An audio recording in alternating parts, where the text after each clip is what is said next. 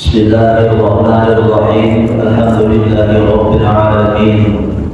Wa bihi nasta'inu 'ala umuri dunya waddin. Wassalatu wassalamu 'ala Rasulillah sayyidina Muhammadin wa 'ala alihi wa ashabihi ajma'in. Amma ba'd. Bapak-bapak, saudara-saudara jamaah salat zuhur yang saya hormati rahimakumullah. Puji syukur kita panjatkan kehadirat Allah Ta'ala.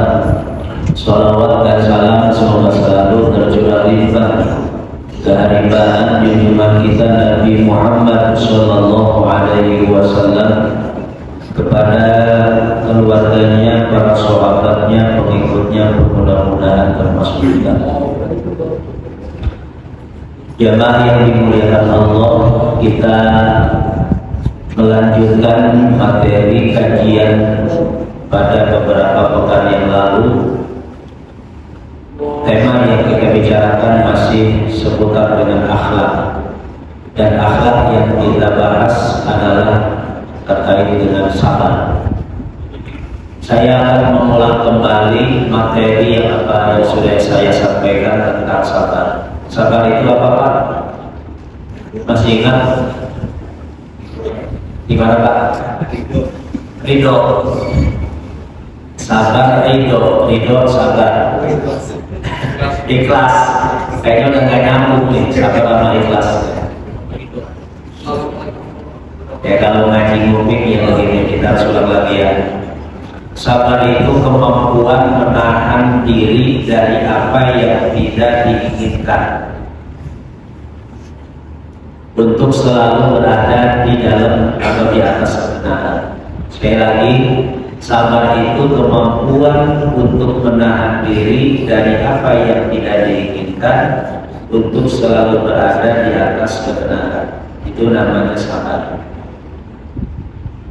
Jadi sabar apa? Menahan diri. Jadi nanti kalau saya sabar, apa sabar itu? Maka ngomong sabar aja. Ridho apa, Pak? Ya sabar. Sabar apa? Ya ikhlas. Lanjut ke ikhlas. Padahal ikhlas, ridho, sabar, syukur itu istilah sebuah akhlak, bukan propaganda kata. Nah, kalau ditanya tentang pengertian definisi, ya tadi sabar adalah kemampuan menahan diri. Nah, kemudian hakikat sabar apa kemarin? Beberapa minggu sih kita ngaji ya, gara-gara tahun baru tahun ya. Hakikat sabar yaitu kemampuan akal sehat sebagai daya peredam atas dorongan syahwat, sebagai daya tentang.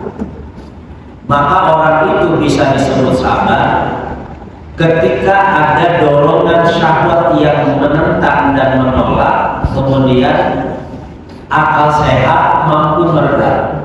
Ketika itu sabar. Maka ketika belum ada syahwat yang menentang, yang mendorong, maka itu tidak ada sabar. Ya. Orang tidur tidak disebut sabar. Kenapa? Sebab orang yang lagi tidur tidak ada daya tentang syahwat, dan akal sehatnya tidak berfungsi untuk meredam syahwat. Orang ini tidur sabar banget, ngajak lah. Orang tidur mah nyenyak, ya.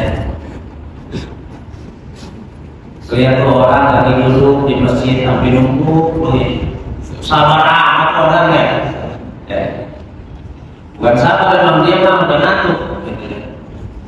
Ketika itu tidak ada daya tentang, maka tidak disebut sabar.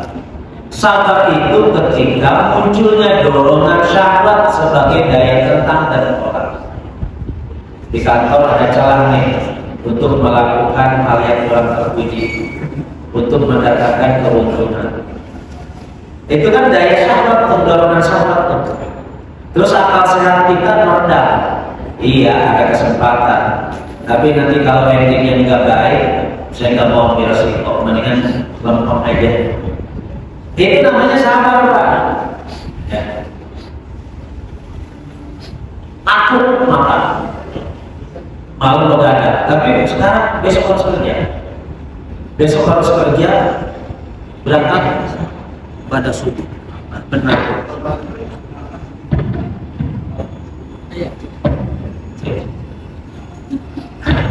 Benar kata Pak Sofyan. Ini sering ada nih.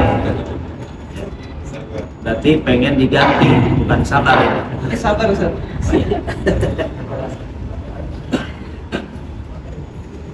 Kalau rusak bukan sabar, ganti. Baik. Saya akan mengulang kembali supaya nyambung saya ngomong nih. Ya. Jadi yang hakikat sabar itu apa? Ketika muncul dorongan syahwat sebagai daya tetang, kemudian akal sehat berfungsi untuk menjadi daya peredam, maka ketika itu sabar terjadi. Itu hakikat sabar. Kemudian sabar itu berputar atau siklusnya ada 3. Yang pertama sabar ketika sabar itu menerima ujian. Sabar itu dalam hal menerima ujian. Siklusnya itu 3. Yang pertama ujian menerima tugas. Tugas itu ada perintah, ada larangan. Di situ aturan berlaku, mengikat kita. Dan siapapun tidak ada yang suka dengan aturan. Saya mau tanya, ada yang sudah kerja hampir 30 tahun sini Pak? Oh, udah berapa tahun Pak? Ada 20 tahun lebih ya? Nah, 27. Masih betah di sini? Betah. Padahal kita kerja itu ada aturan. Di situ ada perintah yang harus ditunaikan sebagai tanggung jawab, ada larangan yang harus kita hindari. Dan itu ada ancamannya. Dan itu semua mengikat selama kita masih bertugas. Dan siapapun tidak suka sebetulnya untuk terikat dengan tugas saja. Setuju Pak? Maka nggak ada orang yang hobi melaksanakan tugas. Ya. Kalau dia mengatakan hobi kerja, itu menurut saya tak paham dia. Hobi itu sesuatu yang dikerjakan atas dasar keinginan tanpa ada aturan. Mancing, orang hobi Pak. Siapa yang mau ngatur hal mancing? Selagi masih betah itu badan di tempat mancing, nggak ada yang melarang Pak. Ya, terus aja. Olahraga, selagi masih betah, masih ada duit untuk bayar sewa tempat, masih terus. Ya. Sholat nggak ada sewa di masjid Pak, nggak ada yang betah. Benar nggak? Ya. Saya yakin Bapak juga di pabrik SRI nggak ada yang betah. Ya. Pengen ditunggu pulang gitu. Nah gitu kan. Ya. Kenapa betah? Sabar. Ini persoalannya. Menerima ujian tugas itu sabar. Allah memberikan kita tugas untuk harus disikapi dengan sabar. Maka sabar yang tertinggi adalah sabar dalam menerima ujian tugas. Kita melaksanakan perintah, menjauhi larangan. Itu sabar yang paling utama. Ya. Yang kedua, sabar dalam menerima ujian musibah. Siapa yang suka dengan musibah? Nah, Pak. Ya. Tapi musibah tidak datang setiap waktu. Musibah datang sewaktu-waktu. Ya. Nah, ketika menerima musibah, maka di situ sabar. Hadir karena apa? Ada syahwat yang mendorong kita untuk menentang. Ketika kita mendapat musibah, apa dorongan syahwatnya? Saya mau tanya, apa dorongan syahwatnya ketika dapat musibah? Pengen segera keluar dari kesulitan, betul nggak?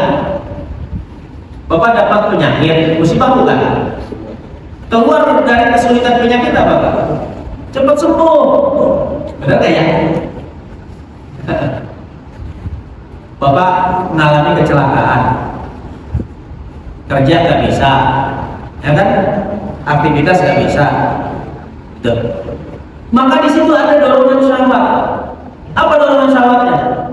Ingin cepat keluar musibah itu ingin segera bisa aktivitas, ingin segera sembuh dari cacat dan lukanya dan lain sebagainya.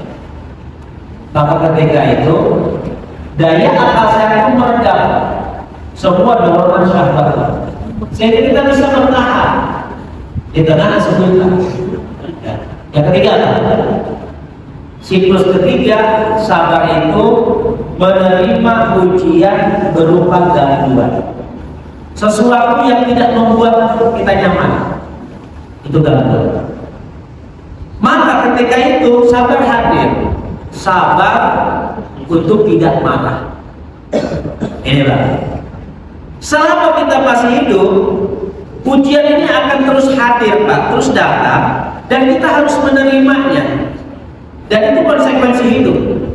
Jadi kalau nggak mau menerima ujian, ya jangan hidup Pak. Apa itu? Mati, selesai ujiannya Pak. Ya. Maka oleh karena itu dalam surah Al-Ra'd Allah berfirman begini, wal malaikatu yadkhuluna 'alaihim min kulli bab. Malaikat itu masuk atas mereka para penghuni surga min kulli bab, dari segala arah pintu. Untuk apa? Salamun alaikum, memberi penghormatan, salam sejahtera atas kalian wahai penghuni surga, bima sabartum, disebabkan karena kesabaran yang sudah kalian lakukan. Fa ni'ma uqbata, sungguh alangkah nikmatnya akhir tempat yang baik. Fa ni'ma uqbata, tempat akhir yang baik, sungguh nikmat, yaitu surga. Jadi kita masuk surga itu karena sabar Pak. Sabar dalam menerima ujian tugas, sabar dalam menerima ujian musibah, sabar dalam menerima ujian gangguan. Dan itu akan selalu hadir dan silih berganti dalam hidup. Maka jangan dalam hidup ini, jangan pernah ingin cepat keluar dari kesulitan hidup, tapi nikmati proses itu. Dan itulah indahnya hidup. Kenapa? Karena ketika kita sudah sampai kepada apa yang diinginkan, nanti di situ hadir lagi yang tidak diinginkan, dan itu butuh sabar lagi. Ya, jadi kan terkadang kita ini melihat dan membayangkan sesuatu itu kalau sudah ada di atasnya, kalau berhasilnya. Kita nggak pernah berpikir dan membayangkan bagaimana mereka orang yang sukses itu menikmati prosesnya. Enak ya, jadi orang kaya teman. Kita nggak lihat ya bagaimana awal merintisnya, sehingga sampai kepada puncak kesuksesan, kepada titik yang dia capai. Nah itu. Dan setiap orang itu kalau ingin mendapatkan kebahagiaan, nikmatin sebuah proses, jangan dibayangkan hasil. Ya. Nikmatin aja proses. Dan disitulah sabar berlaku. Itu yang sudah kita bahas. Sekarang saya ingin menyampaikan bagaimana sih supaya sabar itu bisa hadir terus. Karena yang namanya sabar itu Pak, nggak ada batasnya. Seringkali kita dengar orang yang mau melampiaskan kemarahannya, dia suka ngomong begini, sabar nggak ada batasnya, gitu ya. Pernah dengar nggak Pak? Sering. Saya mau tanya, emang ada batasnya sabar? Hah? Selagi masih hidup, sabar itu nggak ada batasnya Pak. Batasnya sabar kalau sudah selesai hidup, baru selesai Pak. Sabar. Selagi masih hidup, sabar itu nggak ada batasnya. Kenapa? Pahala sabar aja nggak ada batasnya Pak. Innama yuwaffas sabiruna ajrahum bighairi hisab. Pastinya orang-orang sabar itu akan disempurnakan pahala mereka itu tanpa batas. Bagaimana bisa pahala tanpa batas? Sabarnya ada batasnya. Sabar itu nggak ada batasnya. Selagi masih hidup nggak ada batasnya. Selesai hidup, pensiun baru batasnya selesai. Ya. Nah ini. Oleh karenanya sabar itu harus selalu dikelola, selalu dihadirkan. dengan cara yang bagus.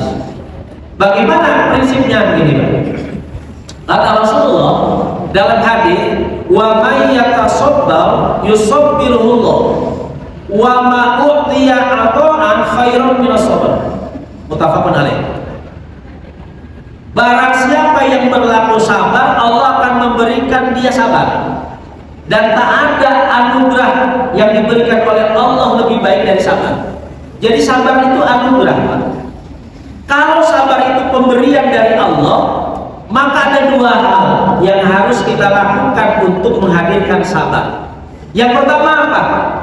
Mengikhtiarkan supaya sabar itu hadir dengan terus melatih.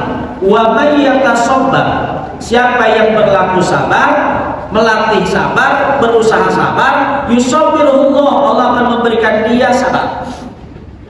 Jadi sabar itu bukan ujung-ujung ada. Tanpa dilatih sabar itu nggak akan mungkin hadir. Bocah, anak kita yang belum paham tentang kehidupan, dia itu pengennya kalau sesuatu yang diinginkan buru-buru terwujud. Kalau yang tidak diinginkan, karyawan PT SRI yang sedang tidur harap segera bangun dan kembali bekerja ke area masing-masing. bagi kesannya Informasikan kepada seluruh saya nggak ingat maksud ya. prima dan stres diharapkan Ya, kembali itu ya. ke area masing-masing. Baik, 2 menit lagi ya. Sampai mana saya ngomong tadi ya? Waktu istirahat Anda sudah habis. Jadi sabar itu pemberian dari Allah. Harus diusahakan. Semuanya untuk Di samping diusahakan, yang kedua diminta, Pak. Ya. Coba lihat anak kita. Kalau udah pengen, itu nggak boleh ntar. Kalau sudah nggak mau, dia harus segera keluar dari kesulitan. Coba anak lagi sakit, dia teriak-teriak, Pak. Dia nggak mau sakit. Padahal sakit nggak instan sembuhnya, betul nggak? Kenapa? Karena belum dilatih. Nah, kalau orang tua sakit masih aduh-aduhan, emak. Nah, berarti masih anak kecil itu. Ya. Dia harus dilatih. Yang kedua diminta. Yang kedua, kata Rasulullah wasabru dia, sabar itu adalah panas sinar. Pahit. Sabar itu yang tidak diinginkan, Pak, itu pahit. Ya, Bapak disakiti orang, panas ya? Panas, ya. Maka yang terbaik apa? Kita berusaha mendinginkan. Karena